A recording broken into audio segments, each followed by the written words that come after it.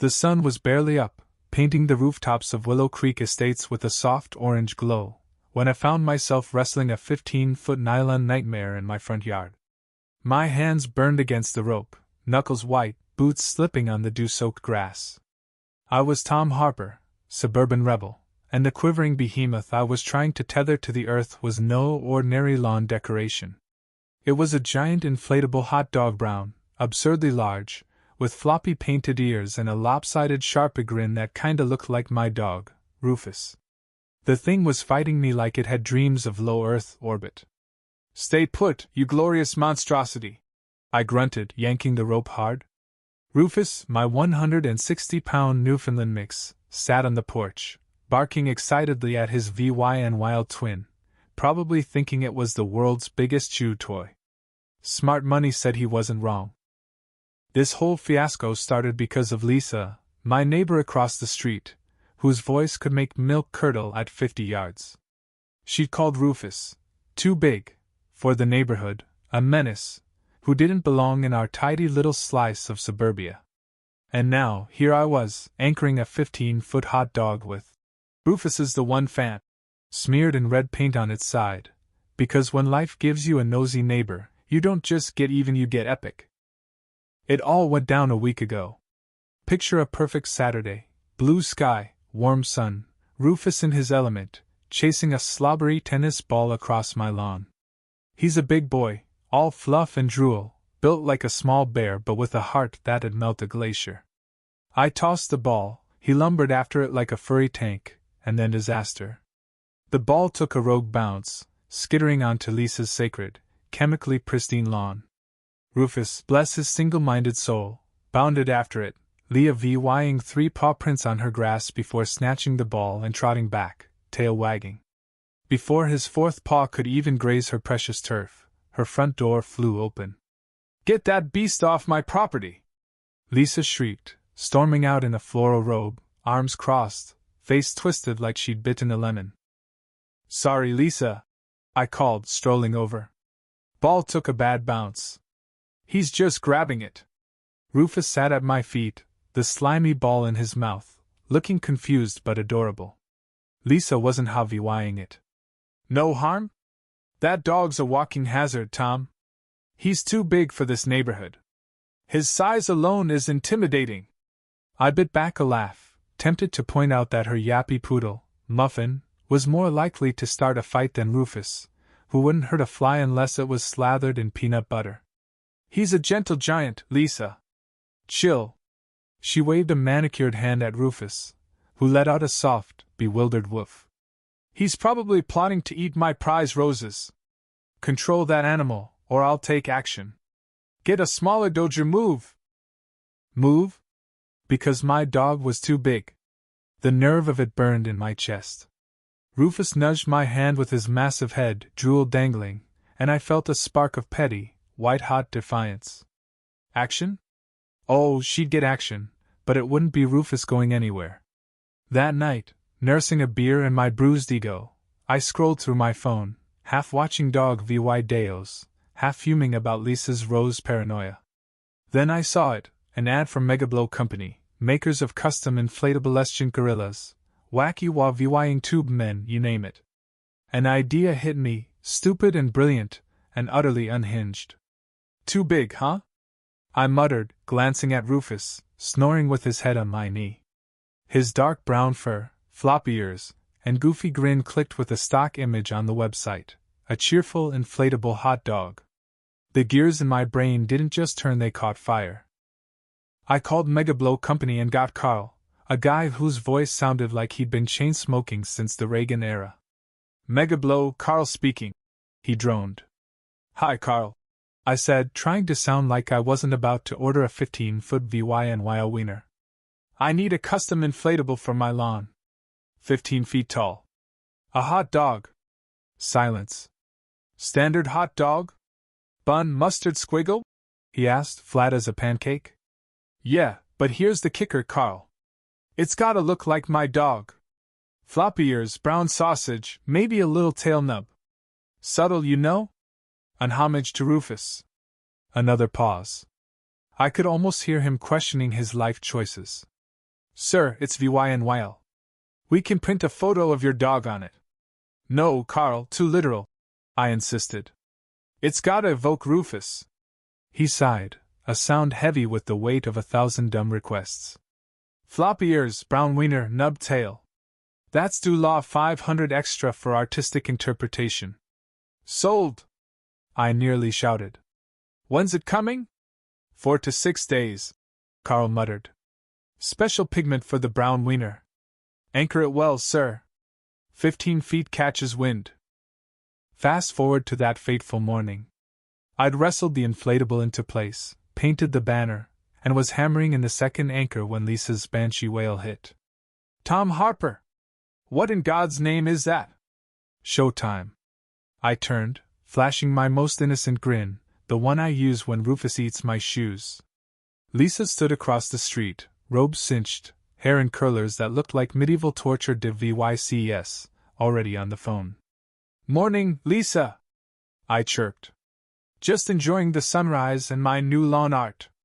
Her eyes narrowed, scanning the towering tribute to processed meat and canine glory. 911! She squawked. It's an emergency. There's a giant wiener on my neighbor's lawn. It's lewd and enormous. I leaned against the inflatable's firm VYNYL side, arms crossed, as Rufus barked happily. This was gonna be good. Cops showed up, Officers Grant and Lee, looking like they'd rather be anywhere else. Morning, sir, ma'am, Grant said, eyeing the inflatable. Got a call about a large hot dog, Lisa shrieked. It's obscene. It's blocking the sun. It's solely aggressive. I shrugged. It's just a whimsical decoration, officer. A nod to America's favorite encased meat. And see the resemblance to Rufus? I pointed to the painted ears. Uncanny, right? Lee coughed, maybe hiding a laugh, while Grant looked exhausted. Is it secure, sir? Rock solid, I said, patting the VYNYL. Extra long stakes, aircraft-grade tethers. Probably. Grant flipped through a notepad. Any ordnance violations? I puffed out my chest. Check the Willow Creek Municipal Code, Chapter 5, Section 3, Paragraph B. Temporary structures under 20 feet are fine if they don't block traffic. This is 15 feet and 3 feet from the sidewalk. Fully compliant. Lisa sputtered. It's intimidating. It's staring at my house. Grant sighed. Ma'am, it's an inflatable hot dog. It doesn't have eyes. Lee nodded. No laws broken here. Sir, just keep it from causing trouble. They left, and Lisa stormed inside, slamming her door so hard her wind chimes rattled. Phase 1 complete. The neighborhood went wild. Kids giggled, dragging parents to see the hot dog. Teens called it ironic genius, snapping selfies for the giant tweener dog. The local Facebook group blew up with blurry photos and memes. My neighbors, the Martinezes, thought it was hilarious. Tom, what have you done? Elena Martinez laughed, her beagle sniffing the anchor ropes. Just a little art, Elena, I said. Keeps things interesting. Not everyone was a fan. Old man Peterson, who wore cardigans grayer than his personality, grumbled about property values. Some of us are trying to sell, Tom. A giant sausage isn't exactly curb appeal. Think of it as a landmark. I shot back. Turn left at the Wiener House 2 down. Someone, probably Lisa, slipped a note under my mat. Concerned neighbors find your display distasteful. Remove it for the community's good. I nearly framed it. Then the news got involved. A Channel 6 van rolled up, and out hopped reporter Stacy Vela, all smiles and predatory cheer. Tom Harper! Stacy Vela, Channel 6 News. Tell us about this. Frank? His name's Rufus's tribute, I corrected, feeling a weird surge of pride. He's freedom from size restrictions, from Nagati VY Thai. A beacon of hope and processed meat. Stacy's eyes lit up. A beacon of hope. I love it.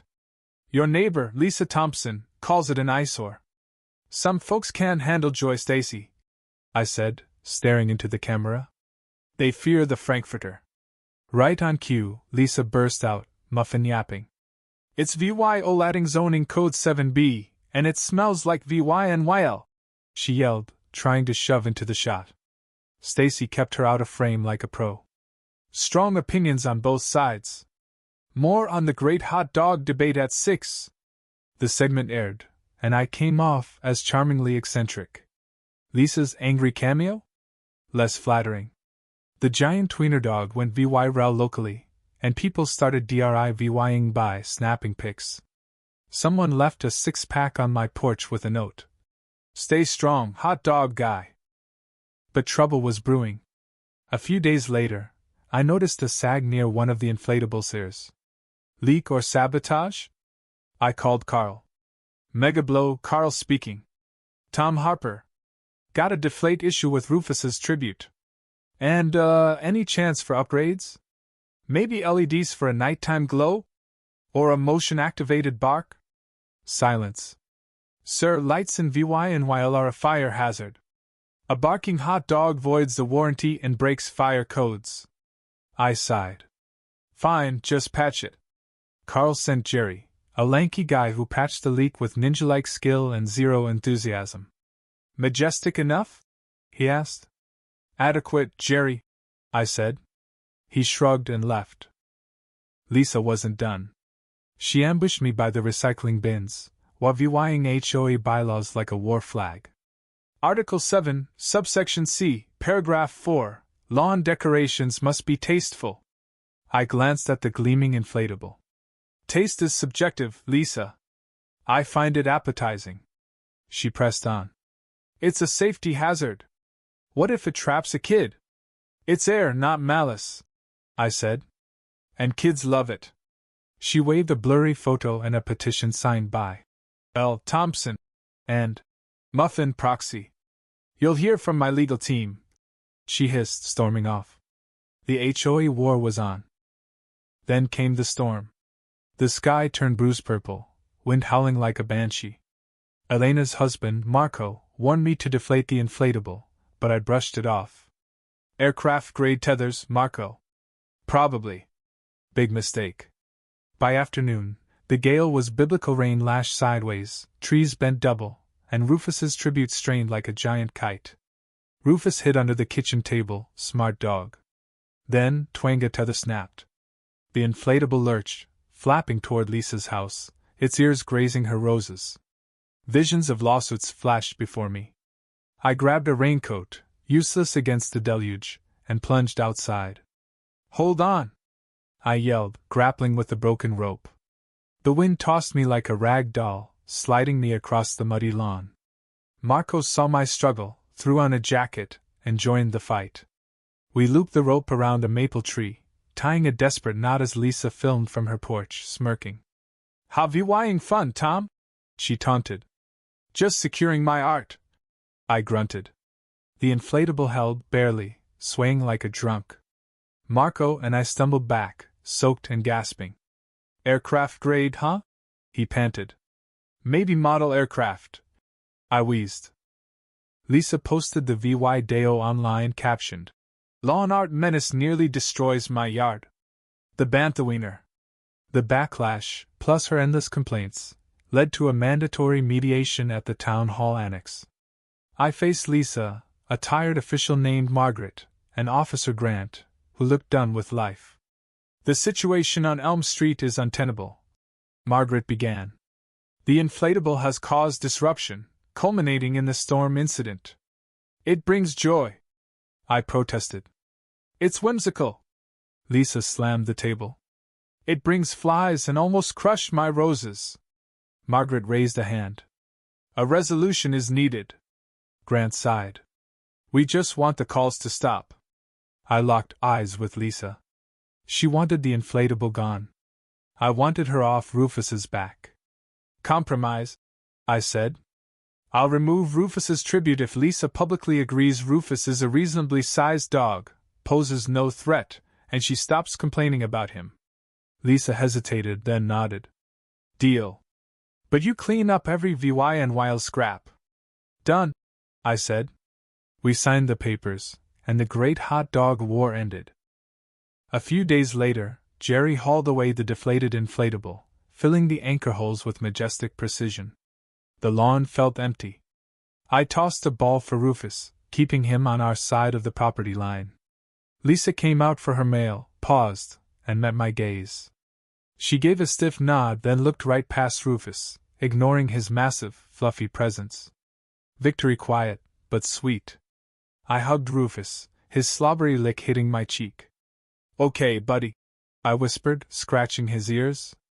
"Maybe a 15-foot hot dog wasn't my finest hour, but you're happy, and Lisa's been silent for 3 days. That's a win." As Rufus chased the ball across the now empty lawn, a thought crept in. Mega Blow probably did holiday inflatables, right? A 10-foot Thanksgiving turkey, maybe. Tasteful. Subtle. I grinned. The suburbs weren't ready for me yet.